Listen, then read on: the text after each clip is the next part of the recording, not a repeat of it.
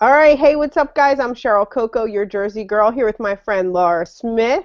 And I would like to introduce you guys to the man of the hour, Mr. John Melton, network marketing coach, helping entrepreneurs expand their social media uh, and get you all ready to, decide if you want to build your network through social media, the internet, things like that. A coach who has done this for about a decade right now, John? 14 years. Ooh, no, I'm just playing. Just getting warmed up. Just getting warmed up. So, John, can you give us a little back history about how you kind of got started into network marketing and, where it all began for you? Yeah, I got started in network marketing in 2001, I believe. Okay. And I was 20 years old. Yeah, it was September 2001. It was right before my 21st birthday. And, I got started because I just didn't want to have a job. Okay. I was invited out to an opportunity meeting. My buddy picked me up, right? They always say pick them up so they show up, right? So he picked me up.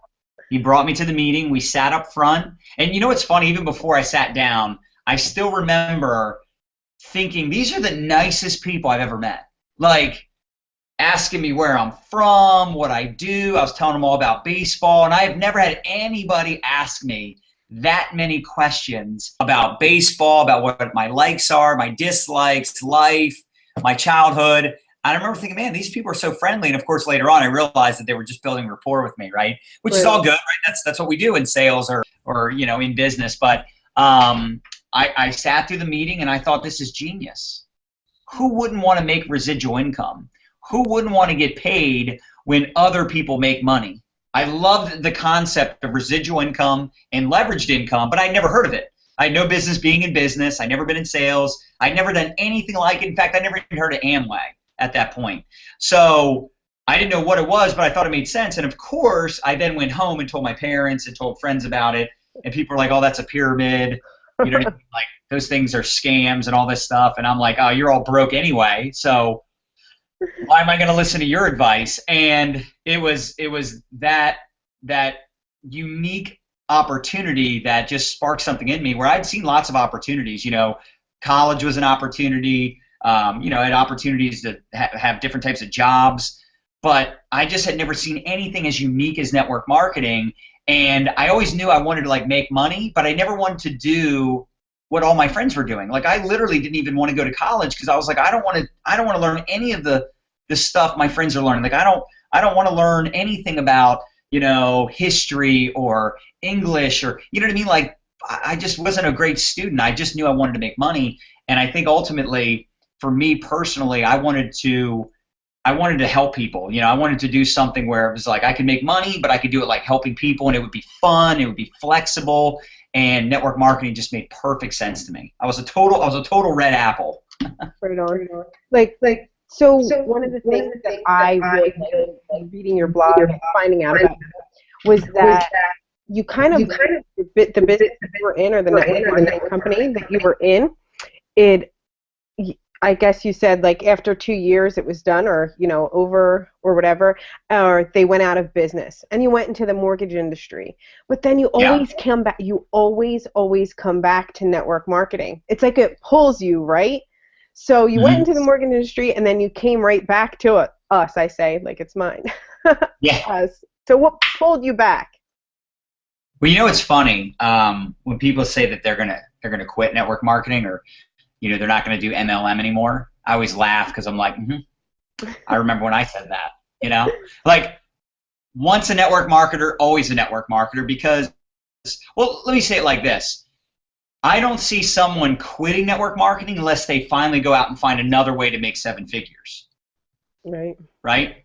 But if they go do like a regular job, because that's what happened to me. I had a regular job. Now, of course, it was great because I was in the mortgage business during the boom. So I made $125,000 my first year, and then at 25, I made $250,000 in the mortgage business. But I mean, I was only as good as my last month. Every month I'm starting all over at zero, no residuals, no leveraged income, right? I mean, I had a job, but ultimately, if I stopped working, I wasn't going to make money. And with having a wife and kids, I just at the time I only had one son, but still I knew that long term I didn't want to like live in what I was doing. I mean, I was there from, 10 in the morning till 8 at night. Sometimes maybe I'd leave a little earlier than that. Sometimes I'd be there later though. So I just knew that long term that's not something I wanted to do, but I didn't know what I wanted to do. I just knew I wanted to make money right then and there. So that's what I did to make money, and I made really good money. And to be honest with you, Cheryl, I think the only reason I did that well in the mortgage business, it wasn't a good time to be in. It was also because of all of the training that I attended, the experience that I had in network marketing those first 2 years. That was really like my college education, if you will, Right on. because I didn't go to college. I dropped out of community college. I mean, I didn't go off and get that type of education, but I did network marketing. So that was like in my opinion, the best financial education. But the reason that I got out of network marketing, first of all, the company I was in, like you said, they went out of business. And then I don't know, we all kind of followed our upline into the second company, but because Nadia got pregnant and we knew we needed to do something to pay the bills, and you got a kid on the way. It's like I need to make money, so that's what got me into the mortgage business. But then the rates in 2006 started going up, and they started making it harder and harder to close loans, and it was a very stressful job also.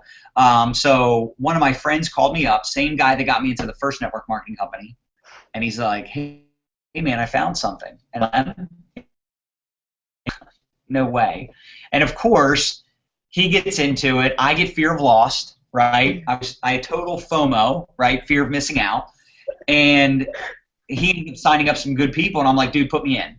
And he's like, what do you mean? You don't know what it is? I'm like, how much is it? He's like, $500. I was like, dude, just put me in, put me above everybody else. Like, I don't want to miss out. So that's how I got back into it. I sold myself, actually. I fear of loss myself. Right on. That's pretty funny. I love to hear people's stories. One of the things that a lot of us new to the industry, you have one of my favorite quotes, John. I have it next to me because I see it a lot. And you say, don't let people you associate with talk you out of your dreams. They may not have the same vision, goals, and aspirations as you do. So how do you face the adversity? Have you seen? You have to have seen it. I know that I do. You have to have seen it. But how do you go on, hang on to your dream, keep believing in it? Well, the more you study great people, the more, like, not people that are just alive today, but people that lived 100 years ago, 200 years ago, 300 years ago, whatever. I mean, they all go through adversity. They all have dream stealers in their lives. They all have doubters and haters, right? I mean, Steve Jobs had a ton of haters, right? Became one of the most successful entrepreneurs and created one of the most successful companies of all time, right? Mark Zuckerberg, right? Bill Gates. I mean, they all had their adversity. They all had people, coming after them, and they had people tell them it wasn't a good idea to drop out of school, or it wasn't a good idea to pursue their dreams. We've all heard the story of like Albert Einstein or Michael Jordan or Walt Disney, getting cut from high school basketball teams, or having people tell you that, your ideas are crap, basically. So that's just a part of being successful. So if you don't have anybody hating on you, that's because you probably haven't achieved enough success yet. I mean, and it's kind of sad because you find out who your friends are, right? A friend should encourage you. A friend should be happy for you when you're having success. But the reality is, a lot of people are not your friends; they're your acquaintances.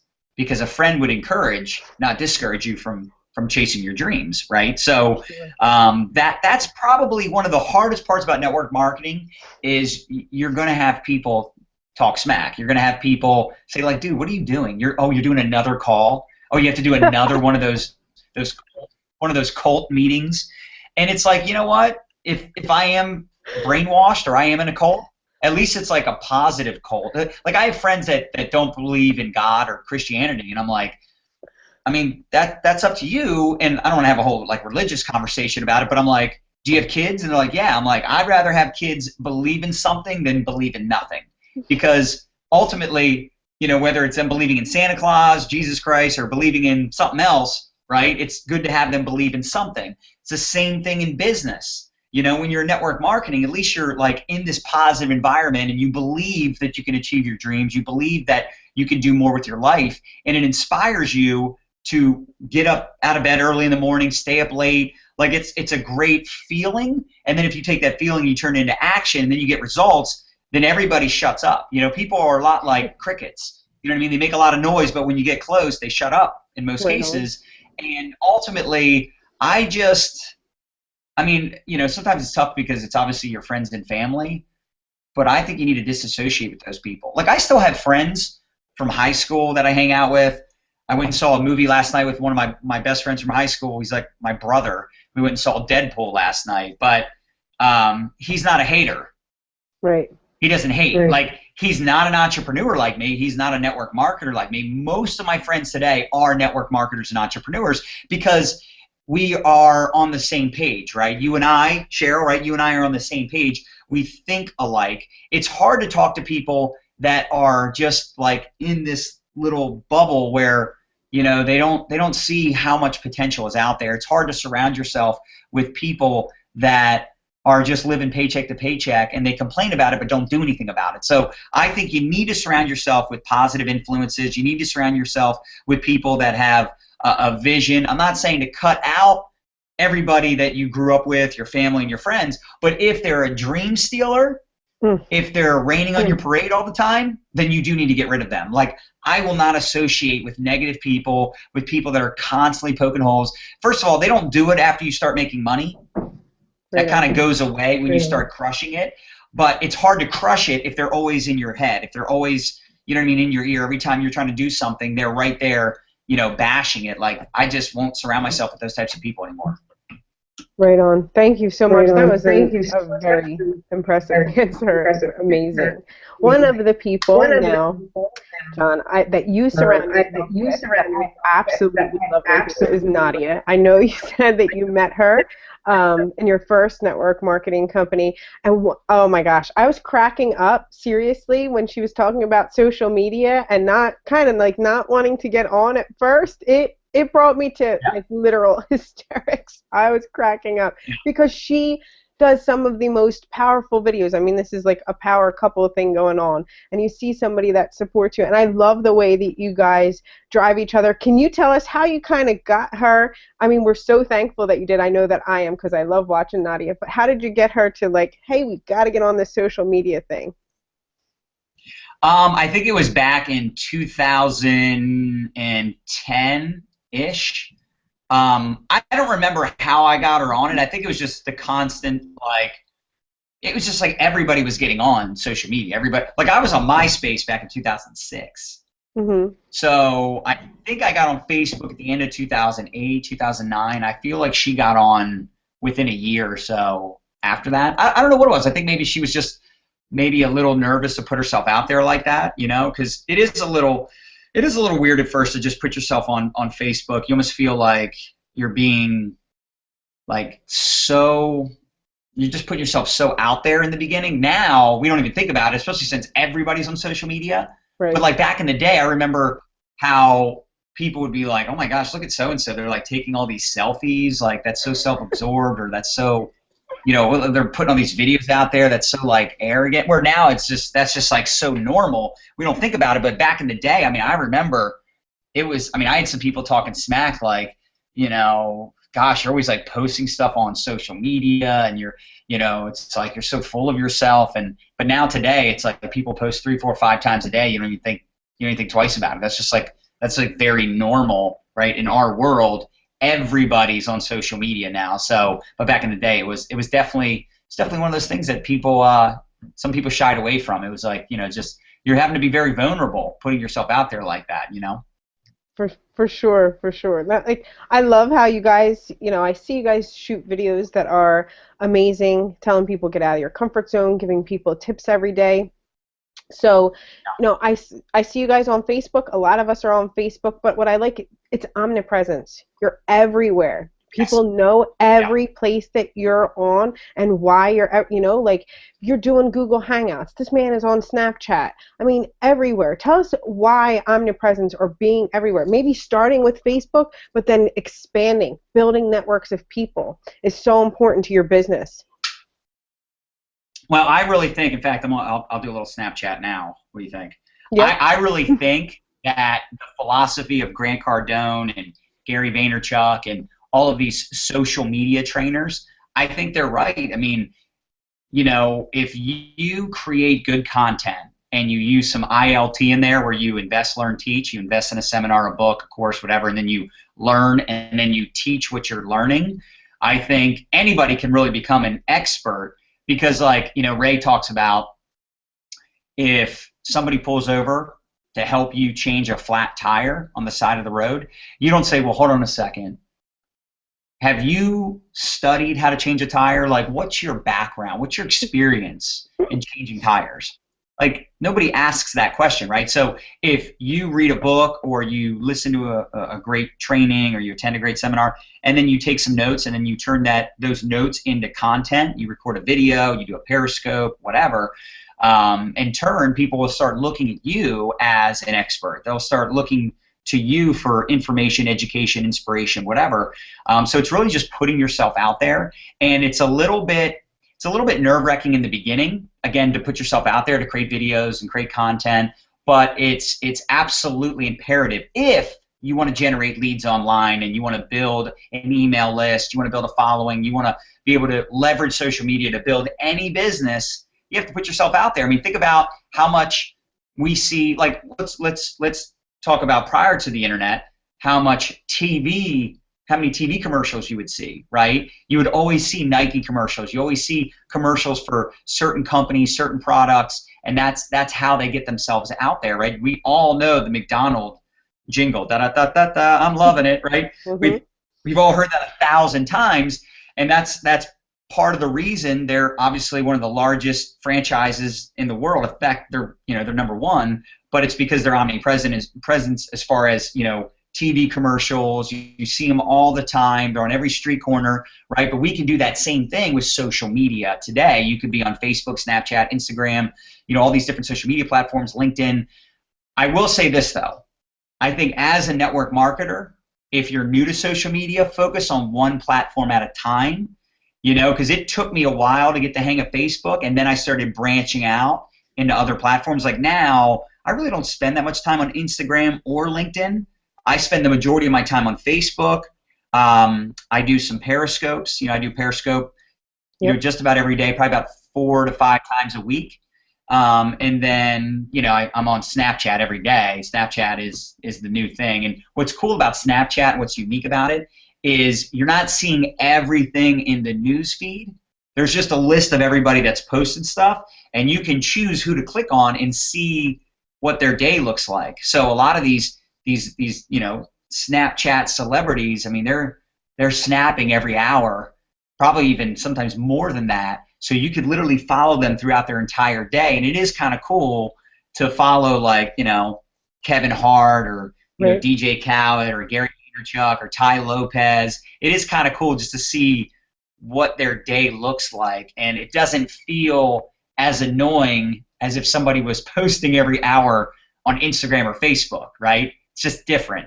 So it is pretty cool. But there's so many social media platforms. I would say pick one and get really good at that one, where you're actually generating leads, you're creating business. And actually, I know people that just crush it on one platform, but the reason I do think it makes sense to branch out, because there's people that don't even like to get on Facebook anymore. There's people that, you know, will never have a Snapchat. There's people that are only on LinkedIn. There's people that love Instagram. So I do think it makes sense to be on all of them eventually, just based on the fact that there's different people spending their time on different platforms, you know?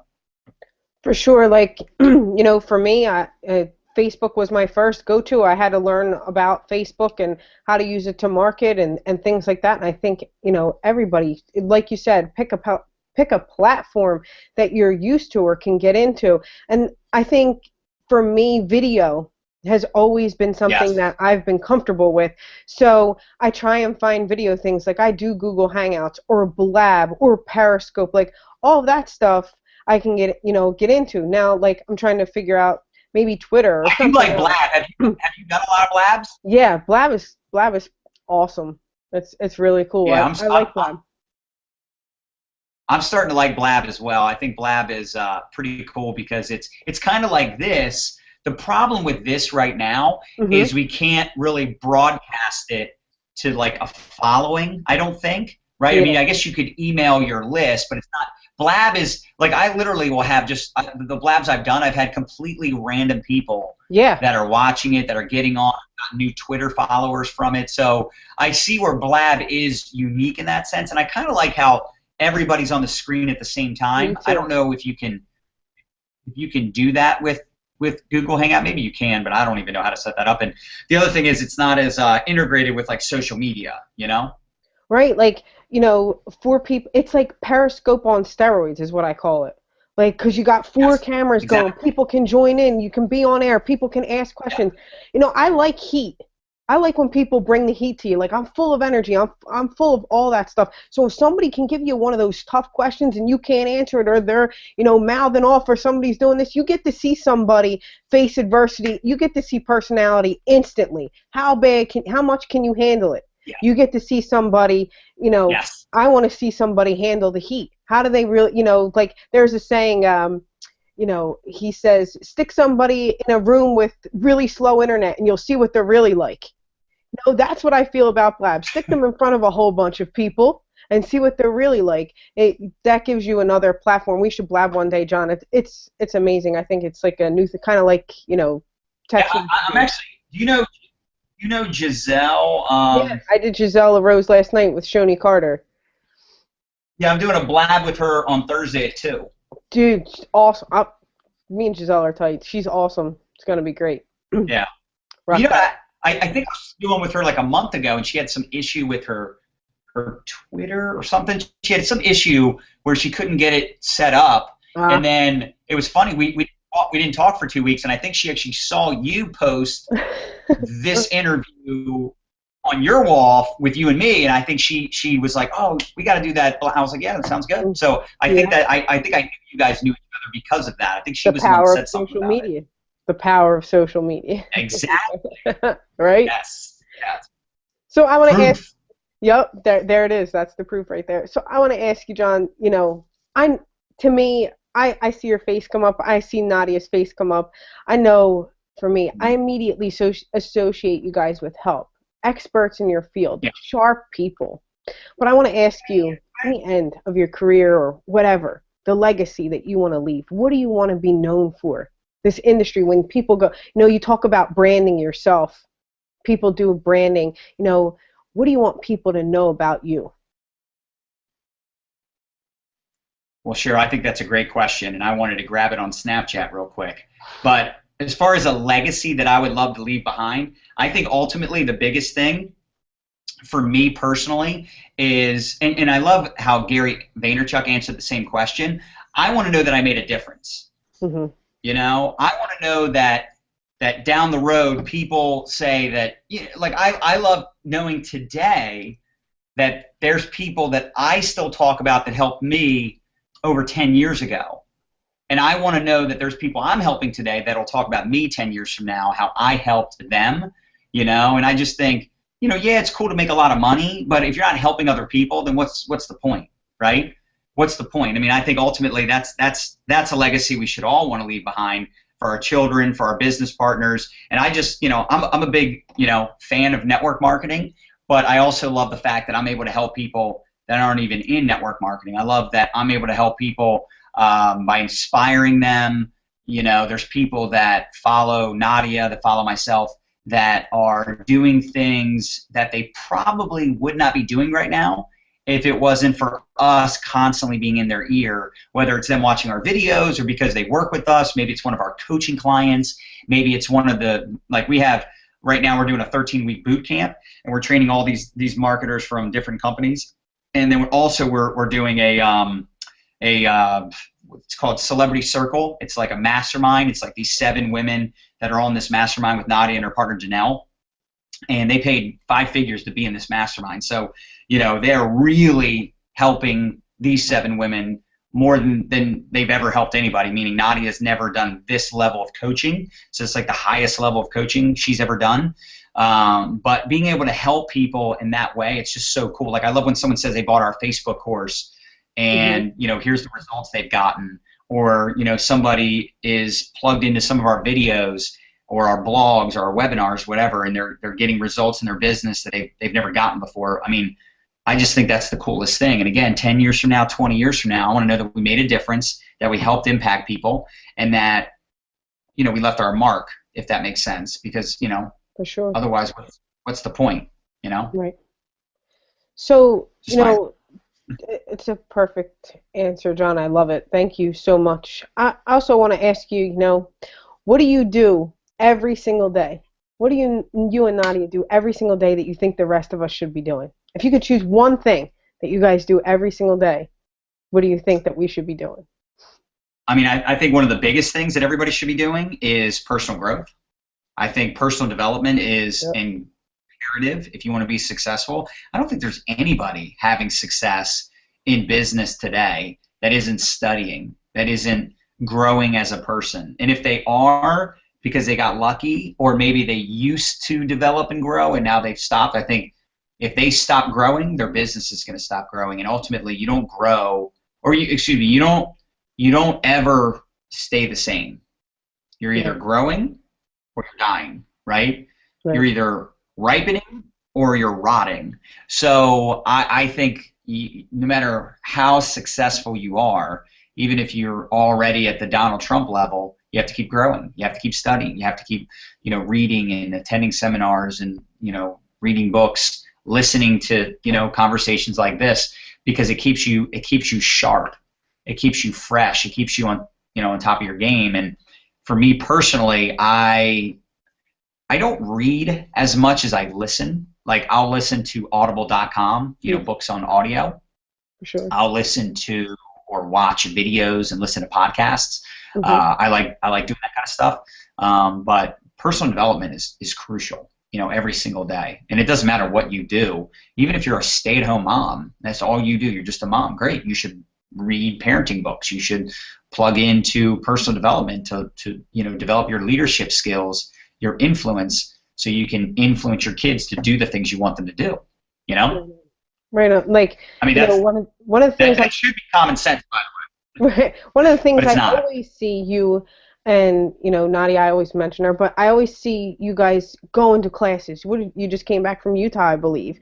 Like, I sound like your stalker, but like, I watch. You watch and surround yourself with the people that you want to be like or grow to be. So, I see you constantly doing personal development, but you also offer some training courses for people getting started, social media training, things like that. Can you tell us a little bit about that? Yeah, so I think it's so huge to plug into live events. I mean, literally, when I look back on what affected me the most, what influenced me the most, it was the live events, especially back in the day. There was no webinars or, online courses when I first got involved in network marketing. It was the live events where I would hang out with these people for, 2, 3, 4, 5 days and just surround myself in that environment. That's the first thing. The second thing that was really crucial for me for live events is the networking. There's so much networking that goes on at these types of events. So, we'll try, I don't want to go to an event every weekend, but we'll try to go to something every month. So like I think it's April. In March, we're having my son go to Landmark for Kids, the Landmark Forum. So that should be really good. That's in Jersey, actually. We'll be in Jersey for that. And then Nadia and I are going to Ray Higdon's marketing. What's that? I was like, yeah, hit me up. I'm in Jersey. Yeah. And then Ray Higdon's marketing event in April. Nadia is going to be speaking at that event. And then we're going to Punta Cana for a wedding. Oh, and then that's what it is. On April 30th, actually it's the 29th, 30th, and 31st, but the weekend of April 30th, we're doing a huge event in Denver, Colorado with Darren Hardy and Caleb Maddox, the 14-year-old author and motivational speaker. Yes. He's awesome. So that'll be in Denver, Colorado. You just go to lifeintended.org, lifeintended.org, and it's just a generic entrepreneurial event. Like, it's not a specific network marketing company. It's not specifically network marketing. It's an entrepreneurial summit, and it's going to be phenomenal. That's awesome. That's awesome. Yeah.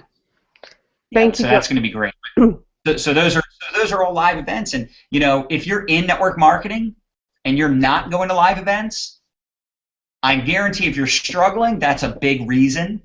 And if you say, well, John, I'm actually having success, if you're right here, you could be right here if you were going to live events and having live events for your team. I mean, we try to do a Super Saturday every month for our organization. Now, I'll be honest, I have a lot of teams spread out all over the place, so I'm not at most of the Super Saturdays because I can't physically be at all of them.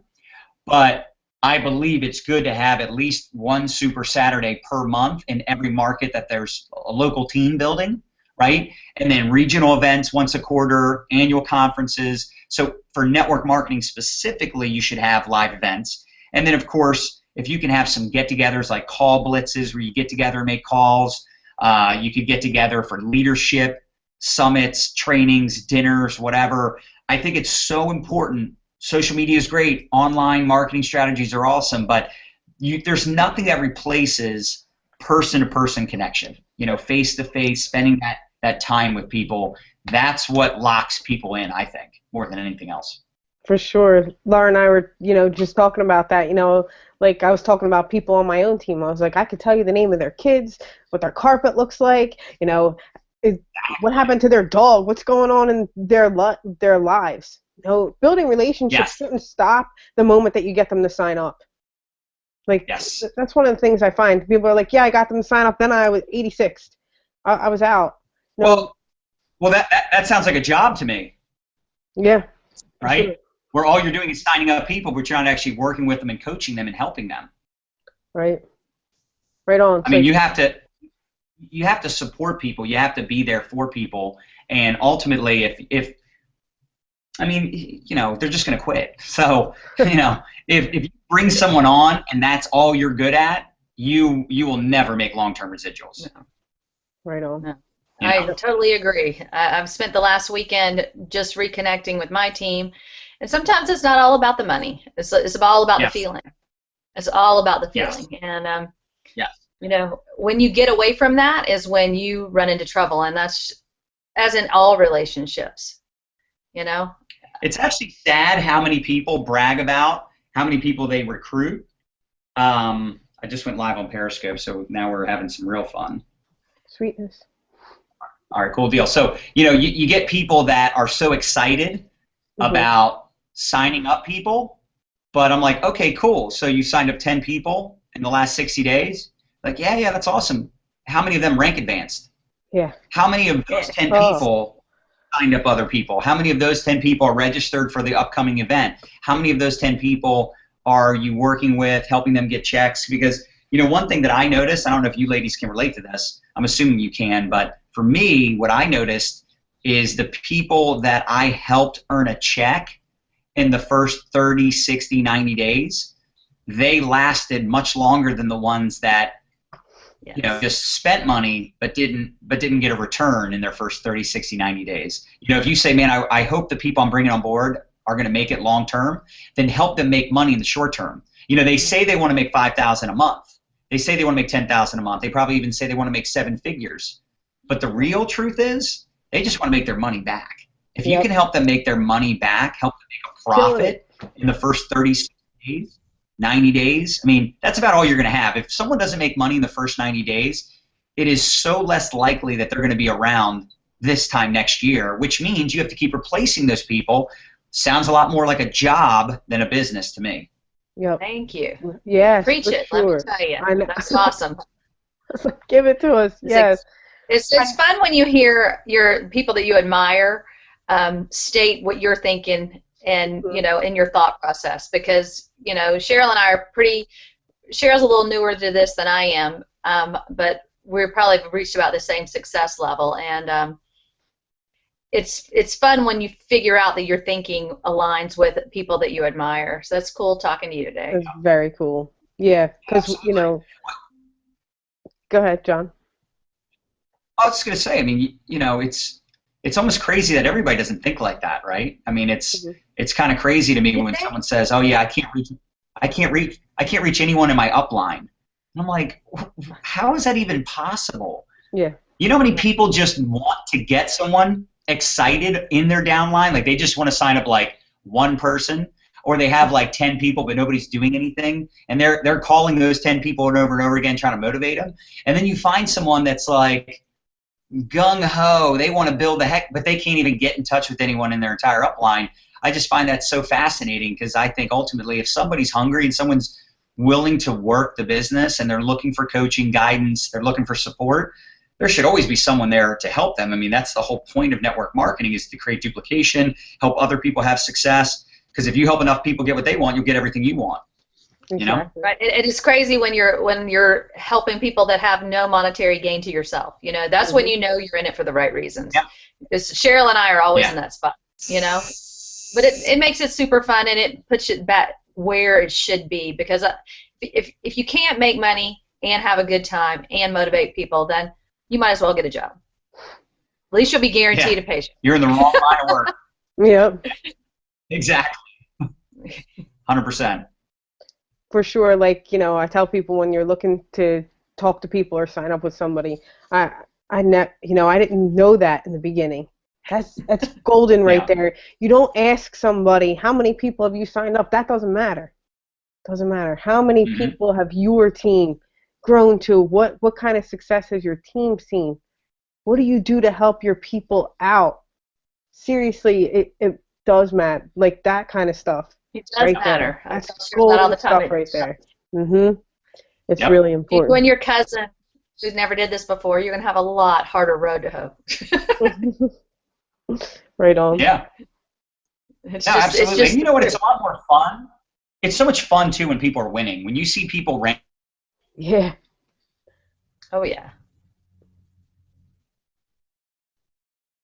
Uh-oh. Oh, are we frozen?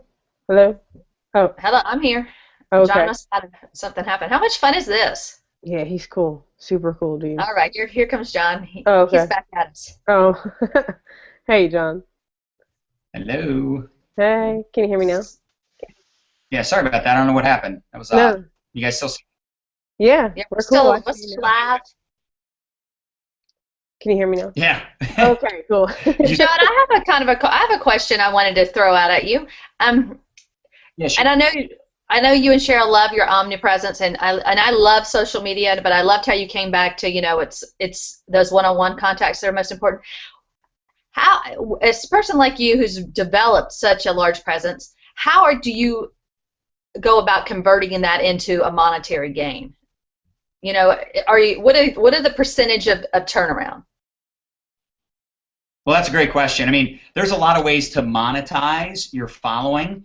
Obviously, there's people in network marketing. So if you build a large presence and you're, an ABC company, some of the people that are following you, that are plugged into you, that aren't in a network marketing company, you could then sign up into your business. Like I had a guy actually fill out a coaching application on my blog, on my website, and in the application, he said he's not even in a company right now. He's looking for a home-based business. So I'm like, listen, I can coach you, but what are you looking for coaching for? Like, what's it for? What's the purpose of the coaching? And he's like, well, you know, I'm going to find a network marketing business, and I'd like your coaching. I'm like, so I can show you my network marketing business. And he's like, yeah, that'd be great. I was hoping you would do that. So it was just kind of funny, because it's like, you know, obviously a lot of the coaching applications we get are for people that actually want coaching for their network marketing business. So for those people, you know, obviously we make money from coaching, right? We have a Facebook course, we have a branding course. We co-founded myduplicationacademy.com, which is a capture page online system, which is, I know, I think you guys work with Cedric, right? He has an online system with a monthly cost, right? So you know, that's something you can earn residuals off of. I'm a part of NLSP. I don't really promote it ever, but like you could do things like that. You could be an affiliate for like training or for courses. You could do coaching. So there's some different ways that you can monetize it, but bottom line, if you're in network marketing, you can monetize your following or your audience by selling them the product that you offer through your company, or obviously recruiting some of those people. What I don't do though, and I used to do this when I was younger, and this is actually what my mentor used to teach me to do, I just don't agree with this strategy or this philosophy, but I used to recruit network marketers. I used to always like, oh, you're in such and such company? Cool. Well, do you look at other ways to make money? Because I'm going to show you a way to make money in my company, and here's why my company might be better for you. I don't do that anymore. But back in the day, that was the strategy we were taught, so that's what we did. Nowadays, I don't agree with that philosophy at all. I believe, number one, it's bad karma.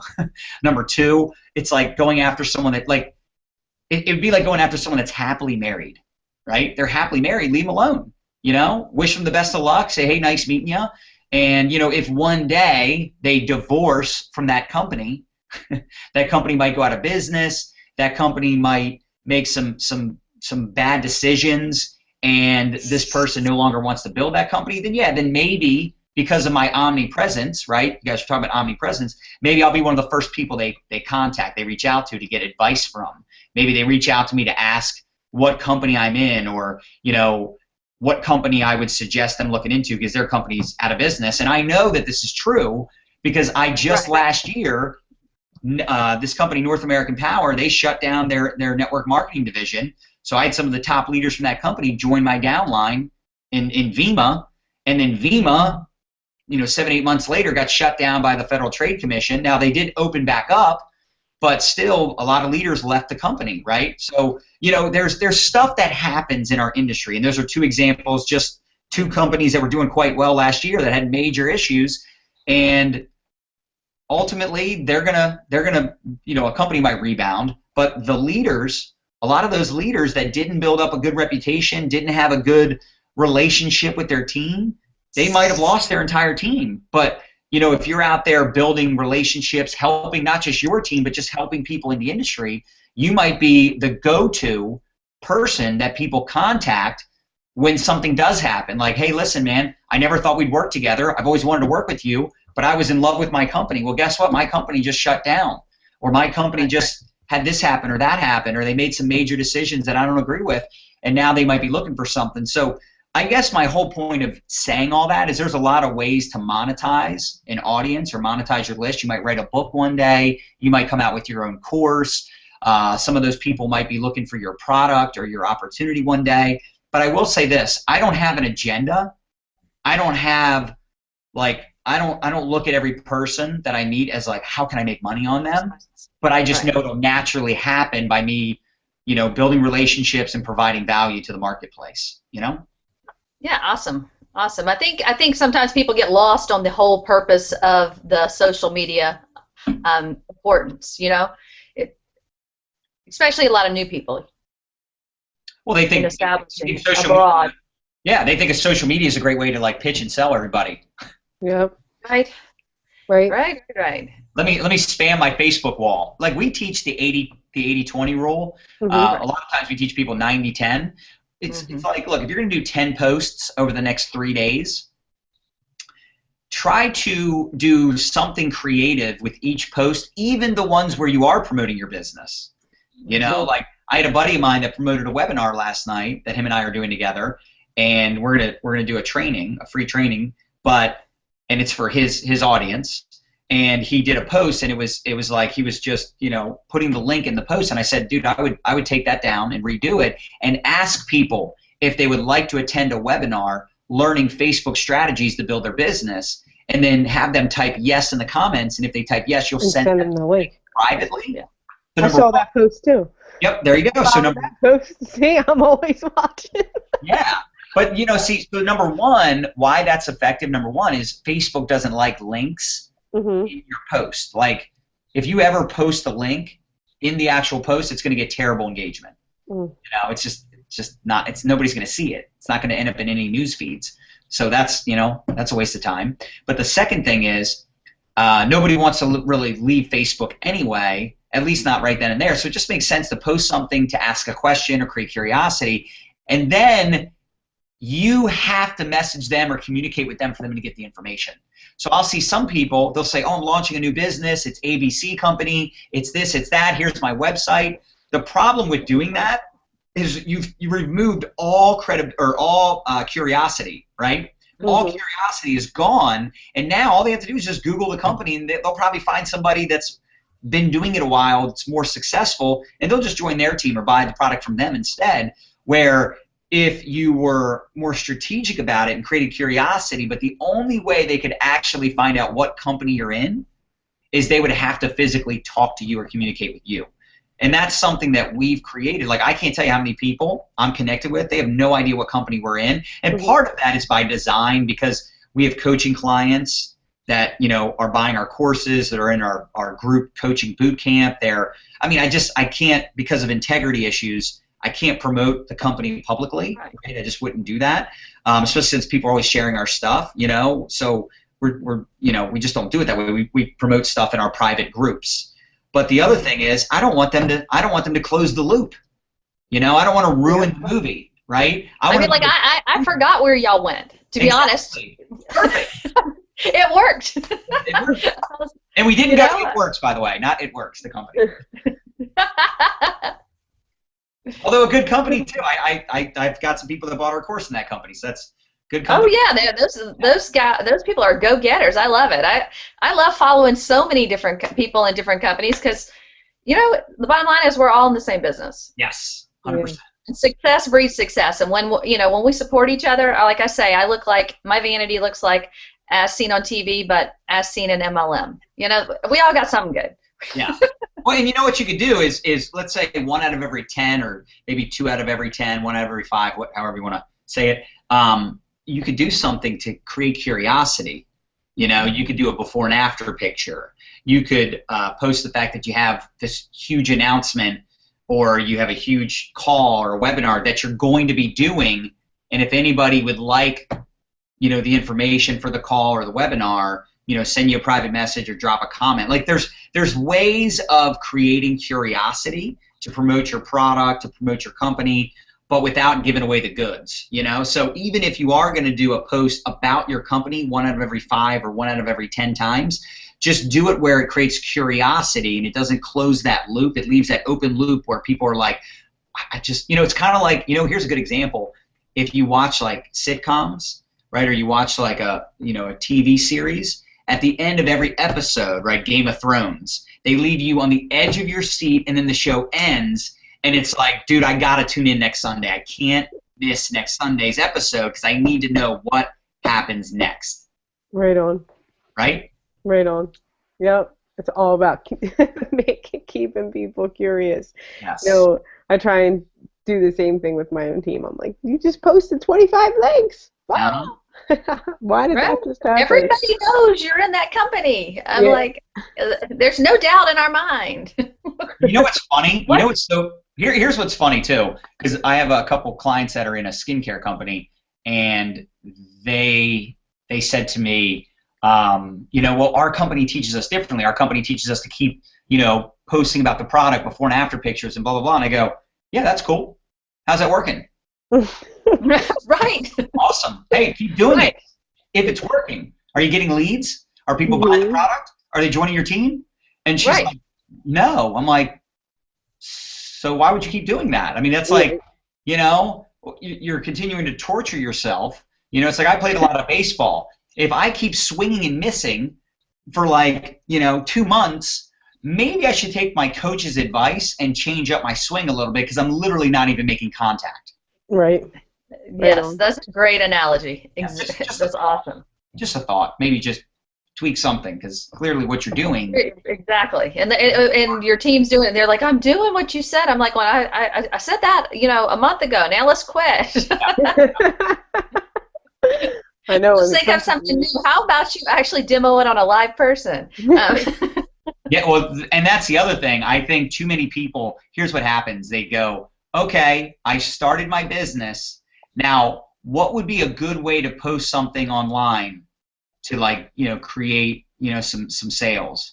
And I'm like, look, I hate to break it to you, but unless you have massive influence, you know, my mentor always says, when you join network marketing, this is the harsh reality. When you get involved in a network marketing business, you will be punished or rewarded based on the life you led prior to getting involved. Exactly. So if you're very influential, you can post anything you want. You could post a link. You know, it's like I had a guy the other day go, well, my upline is always posting stuff online, and I'm like, how much do they make? He's like, oh, they're a 7-figure earner. I'm like, well, a 7-figure earner can promote anything. They can say anything and do anything because people aren't buying the product, they're buying the result. So when that big leader is posting something, they're going, okay, well, that guy's making 7 figures, so I'm going to listen to him because he's already got the results. But 99% of the people in the company are not making 6 or 7 figures or even 5 figures, right? They're new. So unfortunately, unless you have massive influence prior to getting involved, which again, most people that join don't have a lot of influence prior to getting involved, you're going to have to actually reach out to people. That's a proactive money-making activity. If I create a video and it doesn't generate any leads, I don't get upset at all because that's a piece of marketing. That's content that I'm creating that I'm hoping somebody will raise their hand or someone will reach out or someone will become a lead. But if they don't, I don't get discouraged at all because I know that that's just the way it is with marketing. Marketing is you are putting something out there and you're hoping you'll attract people.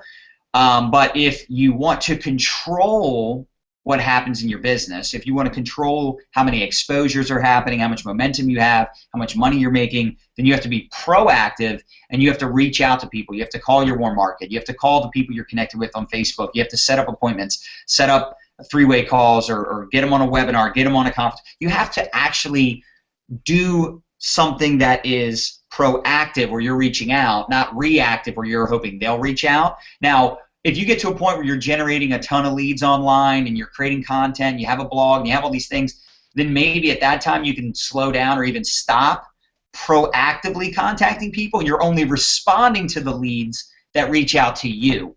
You know, like Cedric is probably at that point in his business, right? There's a lot of top earners in our industry that now, I wouldn't say they're in management mode, but now they're in the mode of helping their people have success and helping their people make money. And unless someone hits them up, they're not proactively, you know, recruiting as much as they were in the beginning because now they're trying to help their people. So if you get to that point where now you're helping your people and you're helping your people's people get into their warm markets, then that's when maybe you could slow it down. But in the beginning, my gosh, when I first got involved in network marketing, man, I was relentless. I mean, I would make 50 calls in a day, and I was part-time. So I just did whatever I had to do to get people in front of the information, and I'm sure that your company teaches you the same thing. Most companies teach this. It's just when it comes to attraction marketing and put yourself on social media, it takes a little while to build up some traction and actually generate leads and attract people to you. So you just have to be okay with that being something that may or may not get you the results you're looking for. You have to be okay with, you know, maybe putting out content and literally getting no leads for weeks. That's great advice. Yeah, but if you start to create results, things will change. If people see you getting results, they see you on stage holding a bonus check, or they see you lose 50 pounds. Like when they see you getting results, and they're like you guys said, creating that omnipresence, eventually they're going to be like, dude, what do you do? Right? Yep. They're going to hit you up. So you're just dripping on them, and you don't even know it. You don't even know you're dripping on them. Right. I have to hop off here for, you know, go pick up the kids from school, which is one of the reasons I love network marketing, because I can work it on my time. So, John, I just want to say thank you so much. If you're not following John on Facebook or Snapchat or every single form of social media. Or Periscope. You have to go and follow him. He drops golden nuggets everywhere. If you want to find out more about his training courses and things like that, you can check out my blog. I have some links to his training courses at yourjerseygirl.com. John, seriously, you're the man. I look forward to seeing you again. Maybe we can blab sometime or hang out. Super. I'll have to get Nadia on your next interview. Yeah, for sure. Oh, yes. No, I love it. Yes, we'll get the other side of the story, huh? He's so much more fun than me. Thank you so much, John. Thank you for your time, John. Thank you. You got it. I'll see you later. Bye.